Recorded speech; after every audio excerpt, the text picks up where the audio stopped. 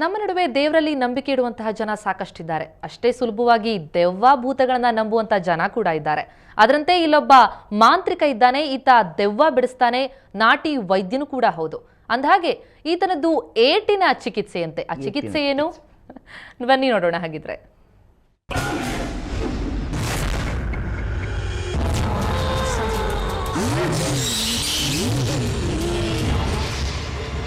ದೇವರನ್ನು ನಂಬುವವರು ದೆವ್ವಗಳನ್ನು ನಂಬುತ್ತಾರೆ. ಮಂತ್ರವಾದಿಗಳು ಭೂತದ ಕಾಟ ಅಂದ್ರೆ ವೈದ್ಯರು ಇದನ್ನ ಮೆಂಟಲ್ ಡಿಸಾರ್ಡರ್ ಅಂತಾರೆ. ಅದೇನೇ ಇದ್ರೂ ದೆವ್ವ ಬಂದ ರೀತಿಯ ವಿಚಿತ್ರ ವರ್ತನೆ ಕಂಡು ಬಂದಾಗ ಸಾಮಾನ್ಯವಾಗಿ ಮಾಂತ್ರಿಕರ ಬಳಿಯೇ ಹೋಗ್ತಾರೆ.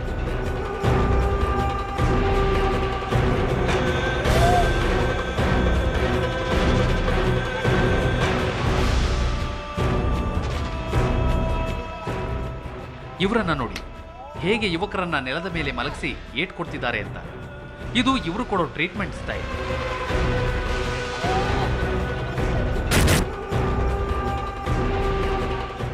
ಬೀದರ್ನ ಕೌಠಾಬಿ ಗ್ರಾಮದ ಮಲ್ಲಪ್ಪಗೊಂಡ ಅನ್ನೋ ಇವರು ಮಂತ್ರವಾದಿಯೇ ಅಲ್ಲ, ನಾಟಿ ವೈದ್ಯರೂ ಹೌದು. ಈ ಭಾಗದಲ್ಲಿ ದೆವ್ವ ಭೂತ ಬಿಡಿಸೋದ್ರಲ್ಲಿ ಫುಲ್ ಫೇಮಸ್. ಮೊದಲು ಮೂಗಿಗೆ ಏನೋ ವಾಸನೆ ನೀಗಿಸ್ತಾರೆ, ಬಳಿಕ ದೆವ್ವ ಮೈದುಂಬುತ್ತೆ. ಆಗ ದೆವ್ವದ ಬಳಿ ಮಾತಾಡಿ ದೇಹಕ್ಕೆ ದಂಡನೆ ಕೊಡ್ತಾರೆ.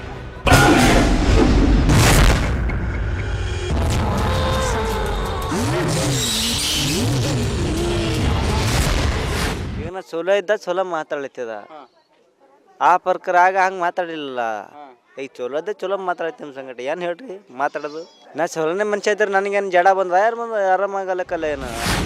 ಇನ್ನು ಭಾನಾಮತಿ ಮತ್ತು ಮಾಟ ಮಾಡಿಸಿದವರ ಕುರಿತು ಮಲ್ಲಪ್ಪ ಫುಲ್ ಡೀಟೇಲ್ಸ್ ಕೊಡ್ತಾರೆ. ದೆವ್ವ ಪೀಡಿತರ ಬಾಯಿಯಿಂದಲೇ ಎಲ್ಲವನ್ನ ಹೊರಹಾಕಿಸ್ತಾರೆ. ಜೊತೆಗೆ ಮಲ್ಲಪ್ಪನ ಕೈಗುಣದಿಂದ ಮಕ್ಕಳಿಲ್ಲದ ಅದೆಷ್ಟೋ ಮಂದಿಗೆ ತಾಯಿ ಭಾಗ್ಯ ಲಭಿಸಿದೆಯಂತೆ. ನಮ್ಮ ಮದುವೆಗಣ ಮಕ್ಕಳು ಹುಟ್ಟ್ಯಾರ್ರಿ, ಚೊಚ್ಚಿಲ್ ಮರ್ಚಿಲ್ ಹುಟ್ಟಿನ ಮೇಲೆ ಮಕ್ಕಳು ಹಿಂಗಾಗ್ಲತ್ತಿದ್ದು ಅಂದ್ರೆ ಮತ್ತೆ ಇವ್ರ ಬಲ್ಲಿ ತೋರಿಸ್ಕೊಂಡ ಮೇಲೆ ಇವ್ರು ಮದ್ದು ಕೊಟ್ಟರು. ಇವ್ರ ನಿದ್ದೆ ಕಮ್ಮಾಗ್ಯದ, ನಮ್ಮ ಮಗ ಹುಟ್ಟ್ಯಾನಿ.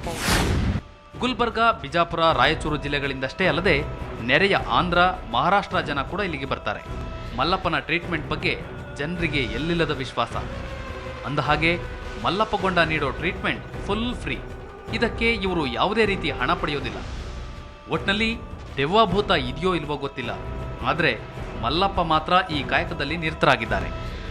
ಅನಿಲ್ ಕುಮಾರ್ ದೇಶ್ಮುಖ್, ಸುವರ್ಣ ನ್ಯೂಸ್ 24/7, ಬೀದರ್. ಮಲ್ಲಪ್ಪ ಕೊಡೋ ಏಟಿನ ಪೆಟ್ಟಿಗೆ ದೆವ್ವ ಅಲ್ಲ, ದೇವದ ಅಪ್ಪನೂ ಓಡೋಗ್ಬಿಡುತ್ತೆ. ಓಕೆ, ಅಜ್ಜನ ಏಟಿನ ಚಿಕಿತ್ಸೆ ನೋಡಿದ್ರಿ. ಇದೇ ರೀತಿ ದೆವ್ವ ಬಿಡಿಸೋ ನಾಟಕವಾಡೋ ಅರ್ಚಕನ ಸ್ಟೋರಿ, ಇಂಟ್ರೆಸ್ಟಿಂಗ್ ಅರ್ಚಕನ ಸ್ಟೋರಿ ಇಲ್ಲಿದೆ. ಬನ್ನಿ, ದೇವನಹಳ್ಳಿ ತಾಲೂಕಿನ ಈ ಬಂಡಲ್ ಬಡಾಯಿ ಅರ್ಚಕನ ಬುರುಡೆ ಪುರಾಣ ಏನು ಅನ್ನೋದನ್ನು ನೋಡೋಣ. ನಾವು ಕೂಡ ಸ್ವಲ್ಪ ಎಂಜಾಯ್ ಮಾಡೋಣ.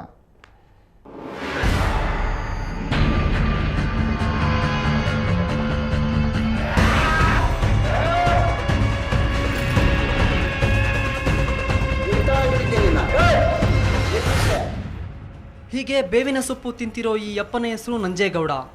ದೇವನಹಳ್ಳಿಯ ನಾರಾಯಣಪುರ ಗ್ರಾಮದ ಮಹೇಶ್ವರಮ್ಮ ದೇಗುಲದ ಅರ್ಚಕ ಈತ.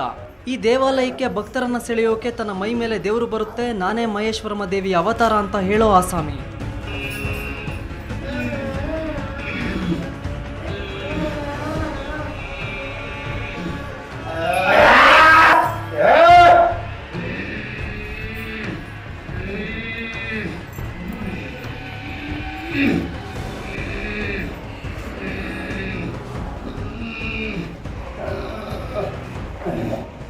ನಿಮಗೆ ಆ ಕಷ್ಟ ಇದೆ, ಈ ಕಷ್ಟ ಇದೆ, ಕಷ್ಟ ನಿವಾರಣೆಗೆ ಶಾಂತಿ ಮಾಡಿಸಿ ಅಂತ ಹೇಳೋ ವಸೂಲಿ ಮಾಡೋ ವಸೂಲ್ ರಾಜ ಈತ. ಸಾಲದಕ್ಕೆ ದೆವ್ವ ಬಿಡಿಸ್ತೀನಿ ಅಂತ ಮಹಿಳೆಯರನ್ನ ಹಿಡಿದು ಹಿಂಸಿಸ್ತಾನೆ.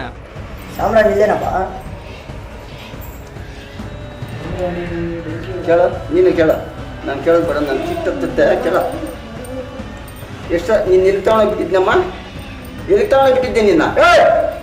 ಇಷ್ಟೆಲ್ಲ ಭಕ್ತರನ್ನ ಯಾಮಾರಿಸೋ ಈ ಅರ್ಚಕ ತಾನು ಮೋಸ ವಂಚನೆ ಮಾಡಲ್ಲ, ನಿಯತ್ತಾಗಿ ಭಕ್ತರ ಸೇವೆ ಮಾಡ್ತೀನಿ ಅನ್ನೋ ಸಬೂಬು ಬೇರೆ ಕೊಡ್ತಾನೆ. ಏನು ಮಾಟ ಮಂತ್ರ ಏನೂ ತಿಳ್ಕೊಬಲ್ಲ. ಆ ಅಮ್ಮ ಈ ಥರ ಹೇಳಿದ್ರೆ ಆ ಥರ ನಾವು ಅಷ್ಟೇ. ಜನಗಳಿಗೂ ಪ್ರಯೋಜನ ಆಗಿದೆ. ಏನು ಆ ಥರದ ಹಣಕ್ಕಾಯಿನ ನಾವು ಅಷ್ಟು ಹೋಗಿ ಕೊಡಲ್ಲ. ಅಲ್ಲಿ ಕೂಡಿಟ್ಟುಬಿಟ್ಟು ನೋಡಿ ಈ ಥರ ನೆಲಗೆ ಟೈಲ್ಸ್ ಹಾಕ್ಸಿದ್ದೀನಿ.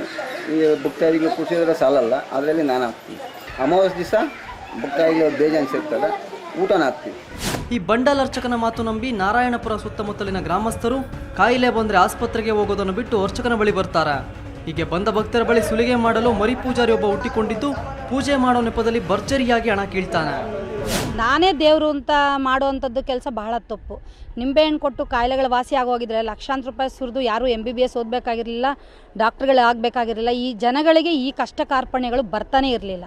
ಇವಾಗ ಯಾರು ದೇವರು ಅದು ಬರ್ತಾ ಇದ್ದಾರೆ ಅಂತ ಹೇಳಿ ಮಾಡ್ತಾ ಇದ್ದಾರೆ, ಅವ್ರುಗಳಿಗೆ ಸಾಕಷ್ಟು ಕಷ್ಟ ಕಾರ್ಪಣ್ಯಗಳಿದೆ.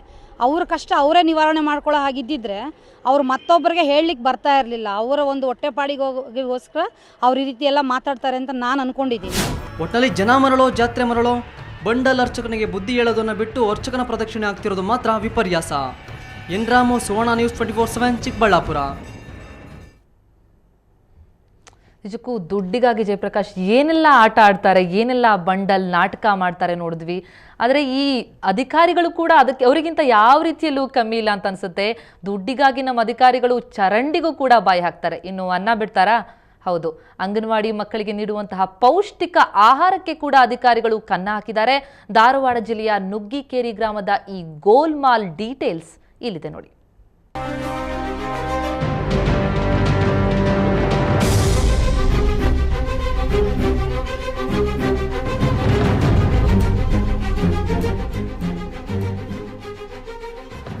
ಅಂಗನವಾಡಿ ಕೇಂದ್ರಗಳಲ್ಲಿನ ಪೌಷ್ಟಿಕ ಆಹಾರವನ್ನೇ ಅಕ್ರಮವಾಗಿ ಮಾರಾಟ ಮಾಡ್ತಿರೋ ದಂಧೆ ಧಾರವಾಡದಲ್ಲಿ ಬೆಳಕಿಗೆ ಬಂದಿದೆ. ಇಲ್ಲಿನ ನುಗ್ಗಿಕೇರಿಯಲ್ಲಿನ ಅಂಗನವಾಡಿ ಕೇಂದ್ರದಲ್ಲಿ ಮಕ್ಕಳಿಗೆ ನೀಡಬೇಕಾದಷ್ಟು ಆಹಾರವನ್ನೇ ನೀಡ್ತಾ ಇಲ್ಲ. ಮಕ್ಕಳಿಗೆ ನಿಗದಿಗಿಂತ ಕಡಿಮೆ ಆಹಾರ ನೀಡಿ ಉಳಿದಿದ್ದನ್ನ ಅಕ್ರಮವಾಗಿ ಮಾರಾಟ ಮಾಡ್ತಾ ಇದ್ದ ವೇಳೆ ಗ್ರಾಮಸ್ಥರಿಗೆ ಇಬ್ಬರು ಖದೀಮರು ವಾಹನ ಸಮೇತ ಸಿಕ್ಕಿಬಿದ್ದಿದ್ದಾರೆ. ಊರನವರು ನಾ ಬಾಯ್ ಮಾಡೋದಕ್ಕೆ ಆಜು ಬಾಜು ಮನೆಯವರು ಬಂದ್ರಿ ಇಲ್ಲಿ. ಆಮೇಲೆ ಅಧ್ಯಕ್ಷರು, ನಮ್ಮ ಸಂಘಿನ ಅಧ್ಯಕ್ಷರು ಬಂದ್ರಿ ಇಲ್ಲಿ. ಅವ್ರಿಗೆ ಸಮೇತ ಮರ್ಯಾದೆ ಕೊಡಾಗ್ತಿದ್ದಿಲ್ಲ ರೀ. ಅವ ಈ ಗಾಡಿಯಾಗ ರೇಷನ್ ಇಲ್ಲ, ಇದ್ದಿದ್ದು ನಾ ಕೊಡ್ತೇನೆ, ಹೊಂದಿಸ್ಕೊಂಡ್ರಿ. ನಾನು ಹೇಳಿದೆ ನನಗೆ ಬೇಕಾಗಿದ್ದಷ್ಟು ಕೊಡು, ನನಗೆ ಇನ್ನೊಂದು ನನಗೇನು ಬೇಡ. ಫುಲ್ ಕುಡ್ದಾರ್ರಿ, ಕುಡ್ದು ಅದ್ರ ಒಂದು ಟೆಕ್ಸ್ಚರ್ ಹೆಂಗೆ ಬೇಕಾ ಅದ್ರ ಪ್ಯಾಕೆಟ್ ಎತ್ತೋ ಅಷ್ಟು ಶಕ್ತಿ ಇಲ್ಲ ರೀ ಅವ್ನ ಕಡೆ ಕುಡ್ದು. ರಾಮನಗೌಡ ಪಾಟೀಲ್ ಮತ್ತು ಸಹಾಯಕ ಮಲ್ಲಿಕಾರ್ಜುನ ಕಿತ್ತೂರ ಅನ್ನೋ ಆರೋಪಿಗಳನ್ನು ಸಾರ್ವಜನಿಕರೇ ಸೆರೆ ಹಿಡಿದು ಗ್ರಾಮೀಣ ಪೊಲೀಸರಿಗೆ ಒಪ್ಪಿಸಿದ್ದಾರೆ. ಅಂಗನವಾಡಿ ಕೇಂದ್ರಗಳ ಆಹಾರದ ಅಕ್ರಮ ಮಾರಾಟದ ಹಿಂದೆ ಮಹಿಳಾ ಮತ್ತು ಮಕ್ಕಳ ಕಲ್ಯಾಣ ಇಲಾಖೆಯ ಕೈವಾಡವಿದೆ ಎನ್ನಲಾಗಿದೆ. ಇಷ್ಟೆಲ್ಲ ರಾದ್ಧಾಂತವಾದರೂ ಇಲಾಖೆ ಅಧಿಕಾರಿಗಳು ಸ್ಥಳಕ್ಕೆ ಬಾರದೇ ಇದ್ದದ್ದು ಗ್ರಾಮಸ್ಥರನ್ನ ಕೆರಳಿಸಿದೆ. ಅಂಗನವಾಡಿ ಶಾಲೆಯಲ್ಲಿ ಇವತ್ತಿನ ಸಣ್ಣ ಮಕ್ಕಳಿಗೆ ಆಹಾರ ಕೊಡುವಂಥ ರೇಷನ್ ಇವರು 100 kg ಕೊಡೋದು, ಇವತ್ತು 20 kg ಕೊಡ್ಕಾರ ಹೊಳೆ ಗಾಡಿ ವಾಪಸ್ ತಿರ್ಕೊಂಡು ಹೊಂಟಿದ್ರು. ಆಗ ನುಗ್ಗಿಕೇರಿ ಗ್ರಾಮಸ್ಥರೆಲ್ಲರೂ ಕೂಡಿ ಆ ಗಾಡಿನ ತಡೆಗಟ್ಟಿ ಹಾಗೆ ಮತ್ತು ಅವ್ರನ್ನ ಇಲ್ಲಿ ಪೊಲೀಸವ್ರನ್ನ ಕರೆಸಿ ಅವರನ್ನು ಪೊಲೀಸವರಿಗೆ ವಶಪಡಿಸಿಕೊಡಲಾಗಿದೆ. ಒಟ್ಟಿನಲ್ಲಿ ಮಕ್ಕಳಿಗೆ ಸೇರಬೇಕಾದ ಆಹಾರಕ್ಕೂ ಖದೀಮರು ಕನ್ನ ಹಾಕಿರೋದು ವಿಪರ್ಯಾಸ. ಅಮರೇಶ ರಾಠೋಡ, ಸುವರ್ಣ ನ್ಯೂಸ್ 24/7, ಧಾರವಾಡ.